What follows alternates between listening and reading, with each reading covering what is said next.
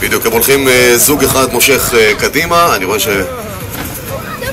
כן, בדיוק, זוג אחד מושך קדימה כדי לעשות את מופע הדריפטינג כאן לידינו. ביחד, איזה יופי הריקוד הזה. מנופפים גם לקהל, שים לב, עם כל הזה מצליחים לשדר יד אחת. אגב, גם את זה עושים בתחרויות הדריפטינג, ואדם פרנק מתחרה באליפות אירופה בדריפטינג. זה חלק מהביצועים שהם צריכים להראות בשלב מסוים, להוציא את היד ולנופף לקהל. תענוג, פשוט תענוג. כפיים חברים, כפיים! המון כבוד, המון כבוד! איזה יופי, איזה יופי. לא נשאר להם צמיגים כבר.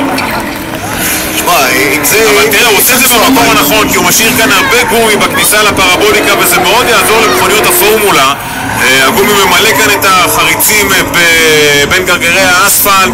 תהיה כאן אחיזה יותר טובה, אחיזה כבר על המסלול הרבה יותר טובה ממה שהייתה בתחילת היום.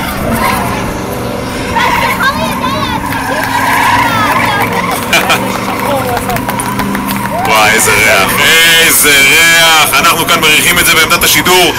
גם הקהל כפיים, כפיים חברים! את הרוח הצפונית שמביאה אליו את העשן הזה של הצמיגים החרוכים.